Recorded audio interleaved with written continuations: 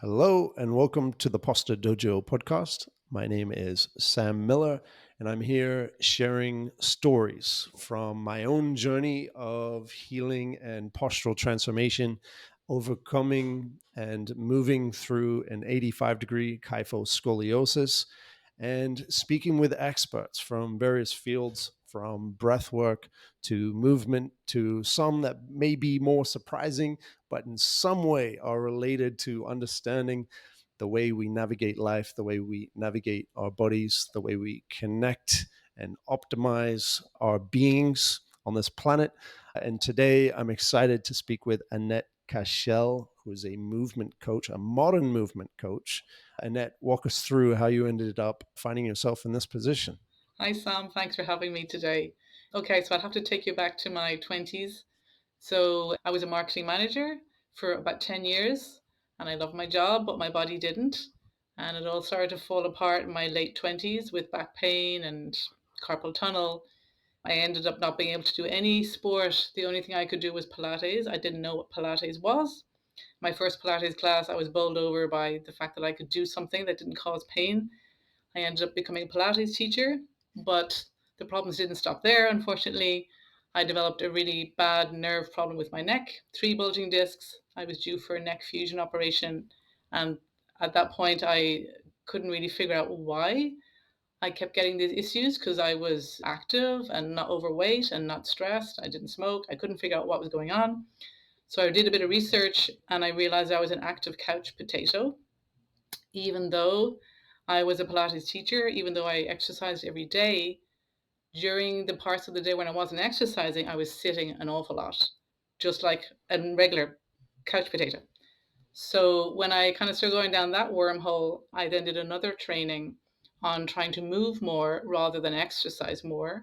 And I avoided the neck fusion operation, and I have no pain since then, no meds, nothing. So ever since then, I've been on a bit of a mission to kind of explain to whoever will listen that movement is essential, exercise is optional. Even though the exercise is fantastic, it's the movement that is essential. And what were you saying about it being medicine versus nutrition? Oh, yes, this is the idea from Katie Bowman. This is another training I did in something called Nutritious movement. So the idea behind that is movement is nutrition rather than medicine. Yes, it can be medicine when you need it. It can help you to get out of a bind you're in. But really, we should look at movement as being nutrition, something you need every day, and ideally a high quality movement, not just repetitive, always the same movement. So, almost like a multivitamin of movement, ideally every day, to get whole body health. You might be fit, you might not be healthy. They're not necessarily the same. And a lot of athletes will have experienced that as well. So it sounds like you've combined a lot of different ideas from different fields. Mhm. There are infinite ways to move and renegotiate our relationship with gravity. I'm curious with Pilates, which things are you taking away from that discipline, and which things are you definitely leaving there? Well, I've taken out a lot of the flexion. So, because of my own neck issue, I've kind of figured out another way of doing a lot of Pilates exercises without having the head up in the air. So, if you're lying on your back, rather than having your head and your spine in a flexed position, I have my head supported on the floor, but you can still do an awful lot of exercises with that.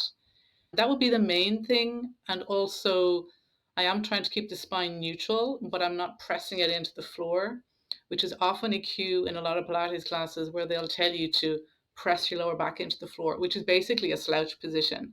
So you don't want to over encourage that. It might be okay occasionally, but I try to get out of that in my Pilates classes as well. So what condition are people in when they come to you, or who are you looking to help with what you're doing as a modern movement coach? That's a really good question. I love that. This is something I talk about a lot because when Joseph Pilates developed Pilates, and he was definitely ahead of his time, which is fantastic, but he was dealing with a different raw material. He initially dealt with ballerinas, injured ballerinas. So that's not the average person that comes to my class. Even the people who are athletes now are couch potatoes most of the day. So you are dealing with a different raw material. So I love that question. So we have to address not only what people do in the class, but what they do outside the class. So I'm a big believer in daily tweaks. Look at what you're doing on a daily basis rather than trying to fix a problem in my class and then undo it with your lifestyle. You can fix a problem in my class and then do change things in your lifestyle that support the goal you're trying to head towards. Yeah, I'm all about that. Our lifestyle really does form our body, right? So healing your body is often choosing a more healthier or conducive environment and lifestyle. Yeah. My kind of fitness or health goals are moving towards an all-terrain body. I've got a lot of the alignment that I'll do, a lot of strength building, but really I'm not trying to lift more or trying to be more flexible. My kind of centering compass is to become all terrain. That's ready for anything, right? If I'm climbing over rocks, or I'm swimming in the ocean, or I'm snowboarding, or I'm kite surfing, whatever environment, whatever activity, whatever kind of thing I want to get involved in, I want a body that's capable, that's going to be less prone to injury, that's going to be ready for any terrain. So Yeah. so that is handy, kind of being aware of that. And I Mhm. guess the standard lifestyle that we have is, I personally don't think it's some agenda or group trying to make us weak and turn us into blobs. I really think it's a product of our capitalist economy, which looks to remove pain and discomfort from your life Right. or to bring pleasure into your life. And that over the course of many decades and new technology is, they're getting really good at it. Every single little inconvenient or Yeah. uncomfortable thing is can be solved by something, and it just means we're moving less. We're having to move less to do things. That's right. um That's right. I wrote a blog about that. Convenience kills your cells. That the more convenience you have in your life, okay, you might think it's a good thing, but there's always a cost to convenience. There's always a cost to it. And convenience is great, but when we have so much convenience eh, and the cost is your health, then you have to start adding in bits of inconvenience into your life to get it back. And that might mean walking to school instead of taking the car, walking part of the way to school instead of the car, getting off one bus stop earlier, standing up more break. These are things that seem mind blowing. But when I started working in an office, even though it was a desk job, this is 30 years ago, 20 years ago, I still got up every half an hour because I had to go to the fax machine. I had to change the photocopier paper. I had to talk to my colleague. I had to tell him something or hand a piece of paper over. So even though I had a desk job, I was moving every half hour at least. Now you can sit all day, every day. You would never have to move, order your food in, get your entertainment. It's just so easy not to move. And rather than beat people up about it, I just want them to be aware that's the environment that they're in. Just accept that you're in an environment that makes it difficult to move. But once you're aware of that, I think you see things in a very different way and you look for movement opportunity, which are everywhere. they are everywhere. Let's walk. You mentioned delivery food. When you think about how the convenience of that is affecting us, well, one, we're not walking to the shops, we're not purchasing, we're not picking out the ingredients. Mhm. Two, we're not to prepare the food, we're not going down to the cupboards and up and over the stove and cooking and moving around. So we're moving a bit of agility there. Then even the smells as we're preparing the Yeah. food are those smells when you're cooking for an hour and your digestive system is producing the chemicals to start breaking it down, or chemicals and organisms to break it Mm. down. So you're missing out on that because it's arriving cooked and then you're eating straight away. So your body is in a regulated state to start digesting well.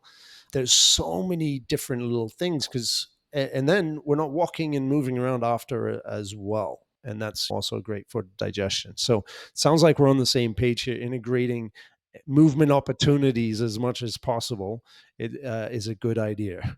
Absolutely. And they are all around you. And I think once you open people's eyes to that, they start to see the opportunity around. And also, rather than if you're working from home on your desk and the doorbell rings, rather than being annoyed at that, look at that as an unlimited opportunity to get up out of your chair, or when the cat wants to be let out, or the dog wants to be fed, or your children interrupt you. Yes, it's annoying, but you can look at it as a movement opportunity. Emptying the dishwasher, putting out the laundry, all those little things might seem like it's breaking your concentration, but really, people don't concentrate more than 40 minutes. So it's good to get up And all the studies prove now that even moving for a minute or two every half an hour, 40 minutes, can have a substantial benefit for your physical and your mental health. So it's a different way of looking at distraction. I think the idea of being in a flow state has kind of taken over, and that people have to be concentrated for long periods of time. But I don't think that's the case. I think we need to find a balance there somewhere. Sometimes, yes, you might be stuck on something for 2 hours, but in general, everyday work, you could possibly be moving a little bit more. Flow to me, well, primarily like I started Flow Wolf because the compensations that I was holding in my body to maintain this imbalanced posture, an 85-degree curve, a wedge-shaped T10 vertebrae, caused a very severe technically, structural change in my body. And so I created a brace internally, and my muscles were, you know, tight in all these different places, which eventually led at 33 years old to my entire system starting to shut down, my lymphatic system, digestive system, because they're located right next to the hip flexors, which is just one of those core bracing mechanisms that we have. Or when we get up to move off the couch, it's the first muscle to fire. It's the only muscle between the upper and lower body that really kind of brings it all together. The psoas, hip flexors, they get a lot of attention because they're so hard to get to, I think. So people are always still trying to figure out how to restore flow to that area. That's definitely something that I consider as a big important piece of the healthy organism, is having the flow down through the deepest parts of our body. Do you have some suggestions for those people maybe who are looking to bring more flow to their hip flexors, their psoas? Well, it's an interesting topic. My daughter actually has scoliosis as well. So I was very interested when I heard your story. Now, her scoliosis is not as severe as yours, but I'm familiar with the Schroth breathing method, and that had a fantastic effect on her as well. And the psoas, yes, it's so important, not just for the physical, but also the mental, emotional side. And I work a lot with people in pain, and the emotional burden of pain is often forgotten, I think, with the medical establishment. So I do a lot of work on the psoas as well. The main way I would go into it is not to stretch it, but to release it. So you get into a position where you can allow it to release itself. So that might be lying on the floor with your knees bent, with your hips higher on a bolster or a pillow or something, and just relaxing basically. It's getting yourself into a position where the psoas can start to release. You're not forcing anything, you're barely thinking about it. And that will often help relax the nervous system. And once you feel safe, then the psoas can possibly, maybe, if you think over time, start to release. And also, it feels fantastic. So that's a very common position I would get people into, often dealing with pain, but in general, just the stress of daily life. Working on the psoas can be really significant. Yeah, and it is. You mentioned going into the nervous system and allowing it to relax, Mm. because there's a lot of tightness that we can hold without even being aware of it. We've been holding it for so Yeah. long, and it had a purpose. That tension did have a purpose. Maybe it was to brace against the trauma, some type of physical or even mental trauma where we're bracing ourselves. Yeah. Our body doesn't know the difference sometimes, so we're physically bracing ourselves to protect, or we're in, so that tension might be there as a response to some type of trauma, or it's just part of our general day-to-day anxious or stress related tension where we're trying to achieve something, we're trying not to do something wrong here, or we're trying in some social situation, or we're trying on a project, or we're trying not to get fired, like all of this trying to pay the bills, that may create and hold a lot of deep-seated tension. Mm. And for me, that's obstructing the flow, and that's, I guess, the first step to start optimizing your body and your health. Yeah, absolutely. And for me, what helped that was fascial rolling. So rolling with soft rollers, not hard rollers. That's the first relief I ever got from my neck. Like the week I was told that I needed a neck fusion operation. I happened to have a workshop that weekend on foam rolling, and I didn't even want to go because I was so upset about the impending operation. But I went and I just lay on the roller. We just did some breathing, and then I came off the roller, and I actually felt relief in the pain in my neck that I'd had for 18 months. I just couldn't believe it because the meds hadn't worked, the physio hadn't worked, nothing had worked. And I was like, well, there's something in this. All I've done is breathed on the roller, and now I feel relief. I have to follow this path, which I did. and I got certified in fascial rolling, soft rolling, and that also works on your nervous system. That always works. Yeah, yeah, In many ways, I see the fascia as an extension of the nervous system, right? The nervous system from our brain, our sensory organs of the eyes and the ears and our nose and our taste, we're all, and our skin receptors, we get this, all of this information. Our brain is processing it, analyzing our environment, and then there's a back and forth pathway of information from the brain through the brain stem into the spinal cord, like woven throughout the spinal column, which then branches out and stems out into the body. And then kind of another layer on top of that, on top of the muscles and the bones, is the fascia, which is kind of this interconnected web of also kind of information transmission that's going on. So we have our chronic tensions being signaled from the brain to our psoas, and then our fascia is kind of an outer layer that's kind of supporting what's going on. And if we have an imbalance, the fascia seems to like clump and cluster in certain areas to hold that brace. It's kind of like the outer layer, our kind of exoskeleton in some ways. yeah. It's like another sensory organ. It is a communication system as well, as you say. Uh, and it is fascinating how quickly often people can feel relief by working on the fascia, which will often not have been addressed if you have back pain or neck pain. People will focus on the issue and kind of trying to fix that issue. But even just rolling in general, because it feels so nice as well, if you use a soft one, that automatically brings down the kind of nervous system hypervigilance. That alone can help. And as you say, because it's interconnected, if you've got something in your right hip, might be related to your left shoulder. So maybe you can't roll on your right hip because it's too sore, but if you work on your left shoulder, that might release what's in your right hip. And even though it might seem a bit bonkers, how can it be related?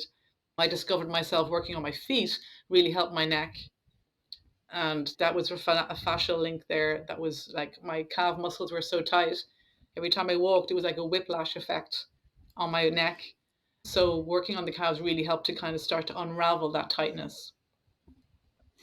Yeah, there are full body fascial chains from the toes to the tongue, Mm. which are really important. And my healing journey for the psoas actually began with the feet as well. And I wasn't even aware that it was my psoas at the time, but my body and I woke up at like 4 a.m. one time, and I'm like, the idea came to me, just climb Monserrate. I was in Bogota in Colombia, and this climb Monserrate, which is this mountain right next to the city, and there's a bunch of steps. It's about 30 minutes of just Yeah. steps up, and my body just called for it.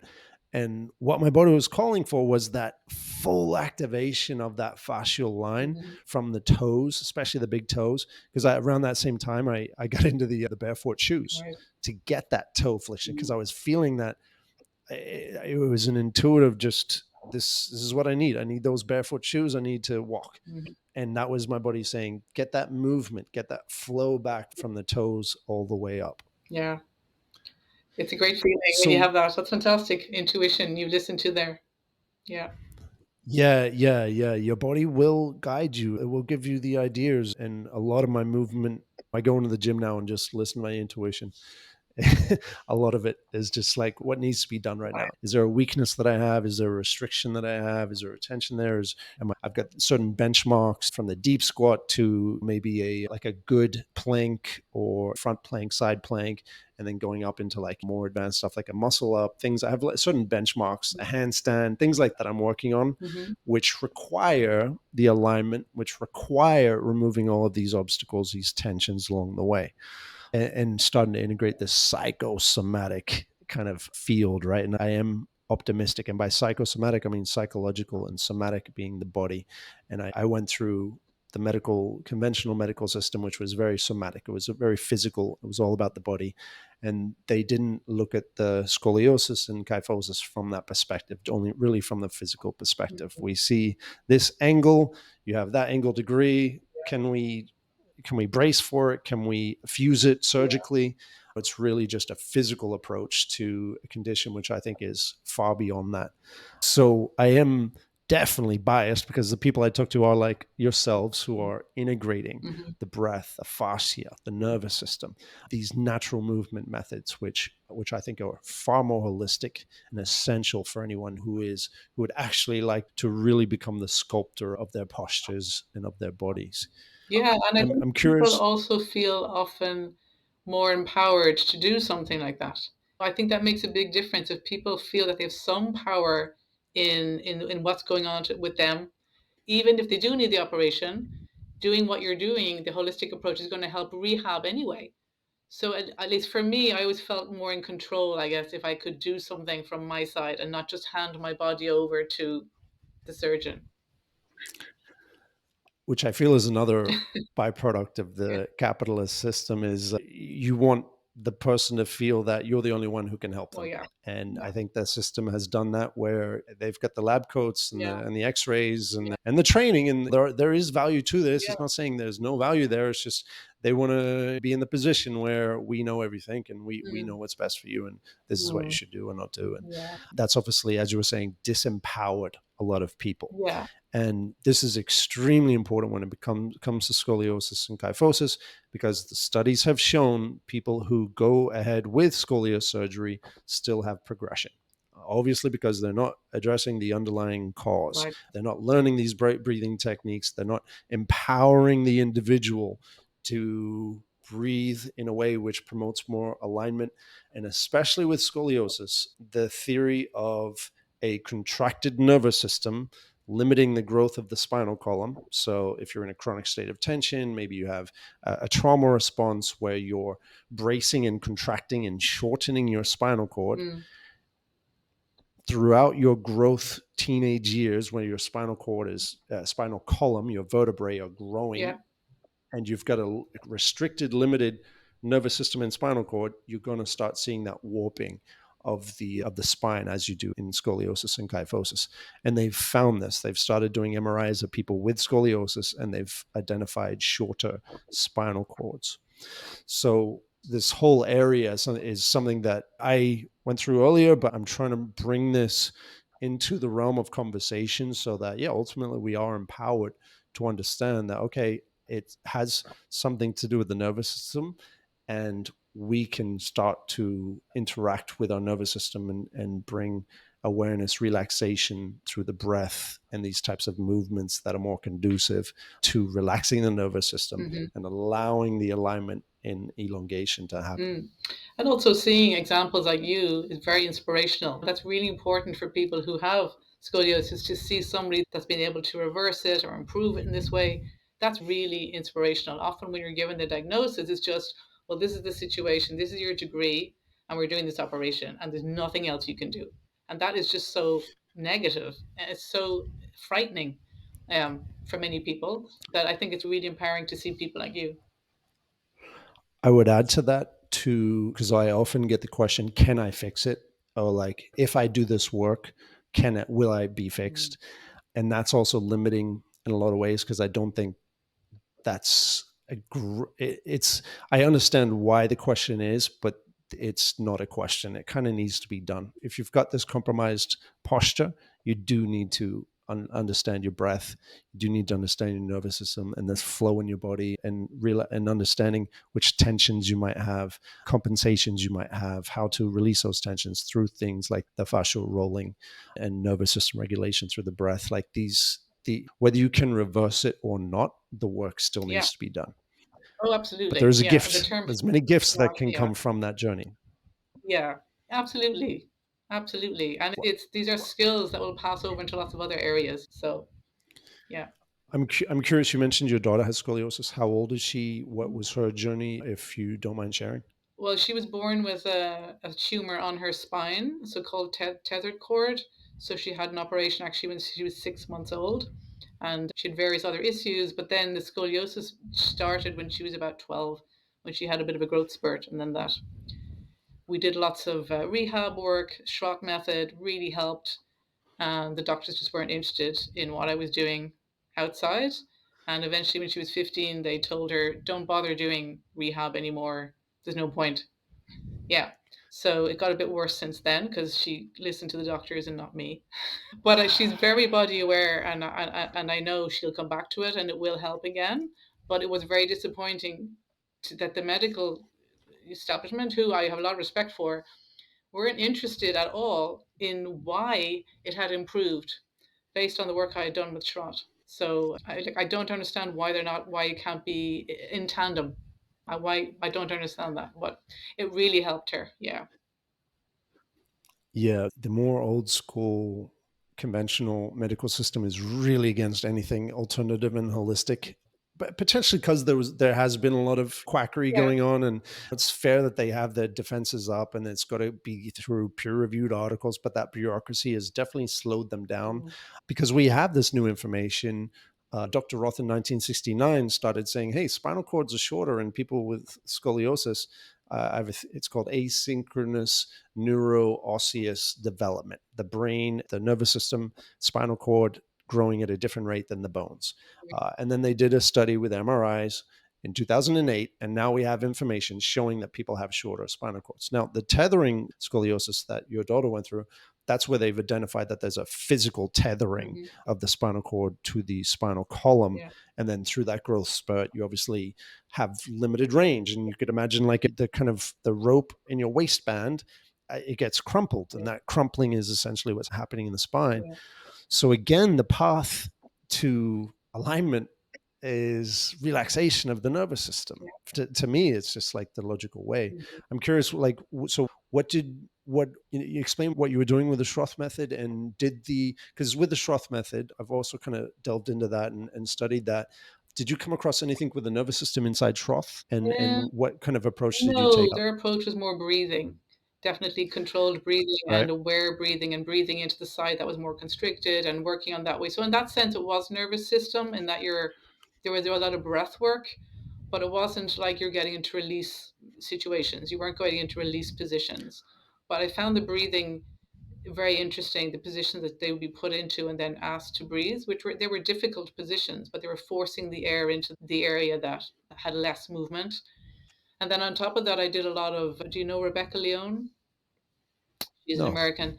She doesn't specialize in scoliosis, but she has a lovely protocol that she calls the elevator shaft, where you imagine your spine being an elevator shaft and your lift is at the bottom in your pelvis. And you're sitting on a chair with your feet on the floor, sitting tall, just sitting tall. And you imagine your lift going up each floor as you're sitting. And eventually it reaches the top of your head and comes out the penthouse. But she does it very slowly with a lot of imagery and a lot of talking. And as you're lifting, little imaginary lift, you imagine the little bit of extra air between each vertebrae, a little bit of extra space. And it really, I don't know, it really works. If you have the imagery, if you're able to work with imagery, I find it very powerful. I've worked it on myself as well. Just to have that imagery. And sometimes you'd feel the lift was a bit stuck and then you do a bit of movement and you kind of think about it and then suddenly you would move again. So if you're into imagery, I'd highly recommend that one. Beautiful. Yeah. I also integrate imagery. I have a meditation, which is called the castle breath. And that's essentially in inflating bricks. I use the seven chakra colored bricks as a way to do that. And the seventh brick we attach to the other side of the universe visually, mentally.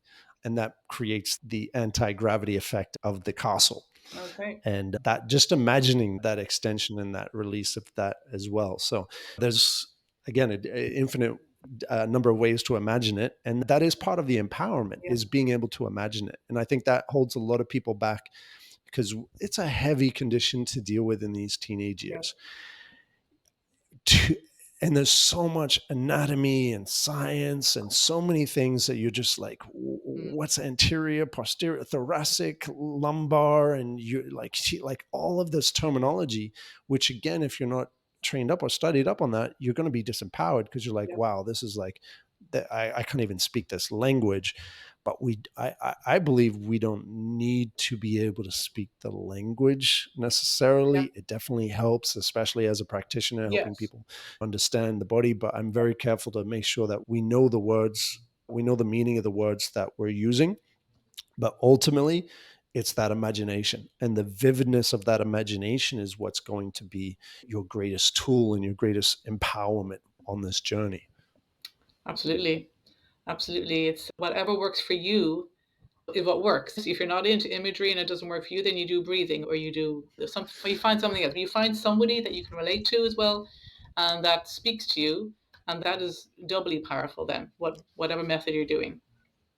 Yeah, piecing it together. And I also, yeah, recognize the same thing in Schroth. It is much more clinical, still quite physical. Although it is breath work, it is Yeah. still much more somatic. It's about the physics of the breath in the body combined with the gymnastics and the physiological kind of interaction of those two things.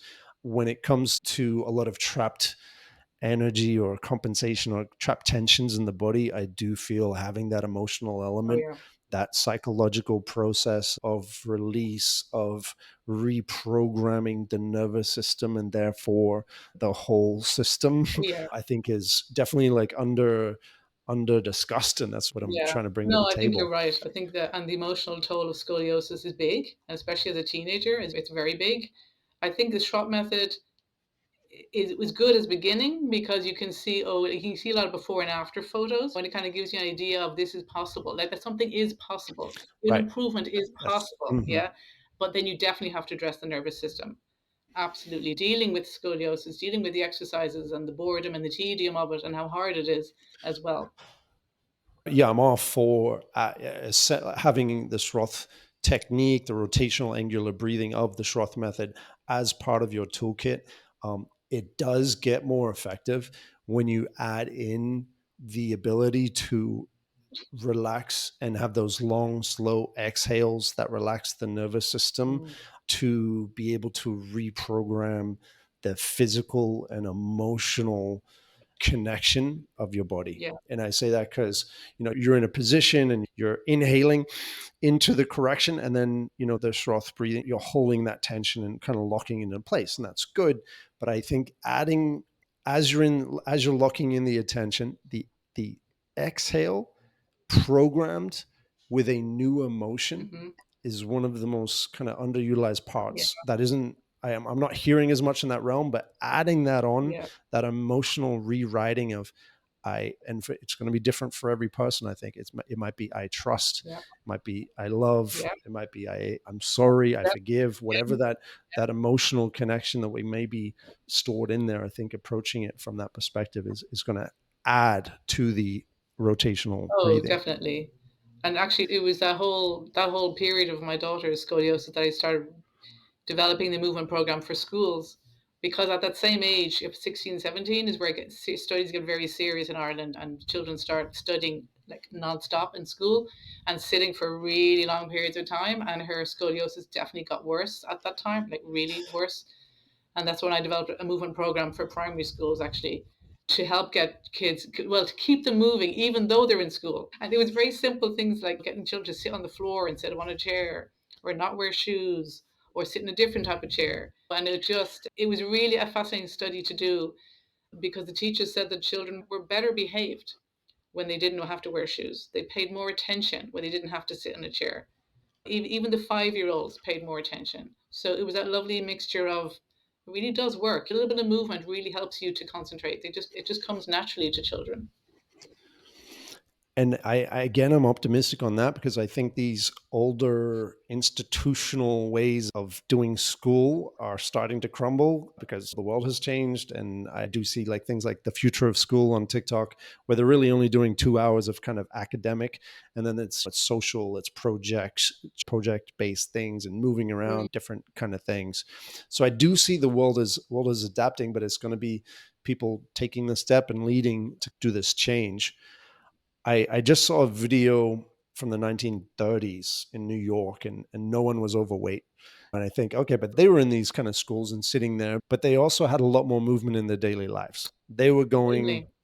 to go to different Yeah. grocers and moving around to get each little ingredient for their food. They didn't have their centralized or digitalized kind of Yeah. lifestyle, that they didn't have as much convenience, I guess, ingredients. Exactly. So they Well, had much. yeah, our exercise is an artificial construct. When I mean, I think it came around in the 1950s. I Right. think. I mean, before that, you didn't Yeah. need exercise. Or for their gyms and yeah, Yeah. yeah, workout programs on Yeah. VHS and all this stuff. Yep. Exactly. I mean, you just getting through your day was enough to work you out.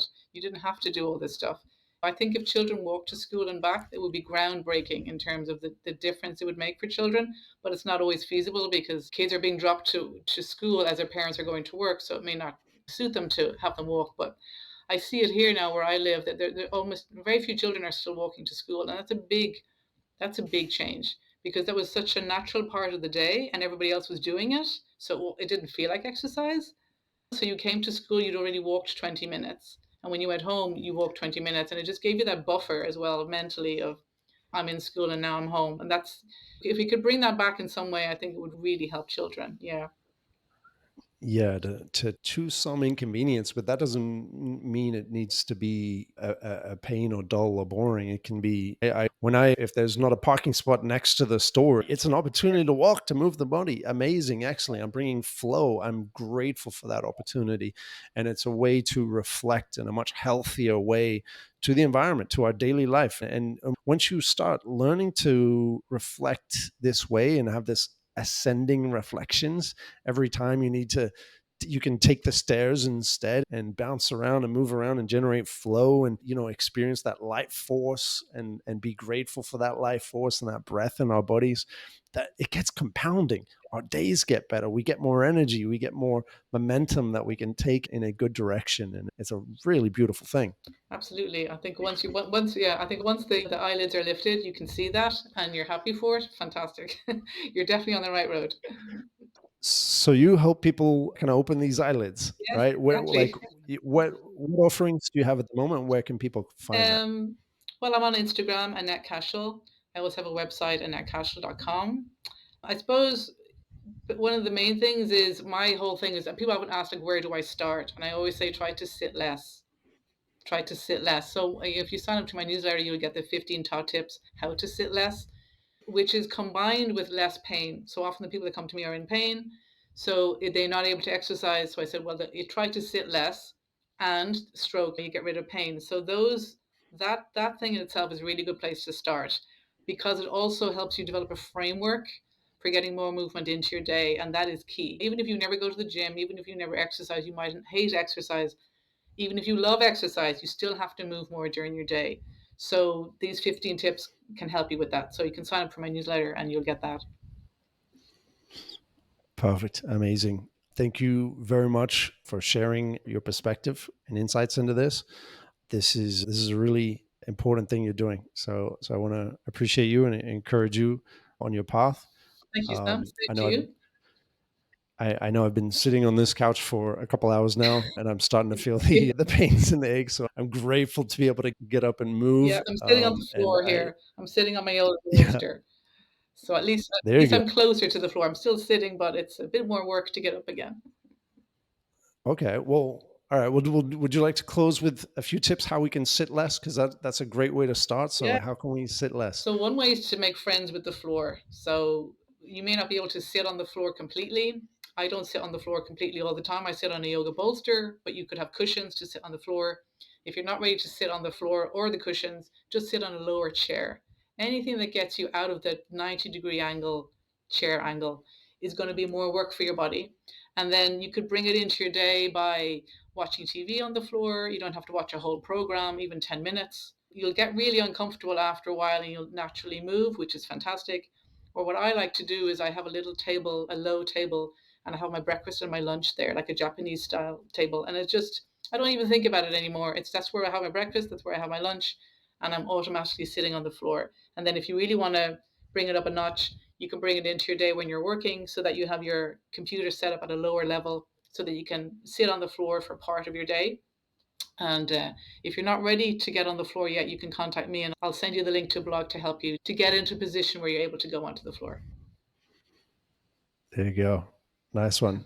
Check out the website. Keep an eye out for big comfort, big convenience coming to bring big furniture into your table and take away your movement ability and start shutting down your flow. Keep an eye out. They're coming for you. Thanks for tuning in. I know this has been very valuable. So please remember a lot of what we've talked about so you can remember it into your lifestyle and into your highly optimized, aligned, and functional body. Thanks for tuning in. We'll see you in the next one. See you, Sam.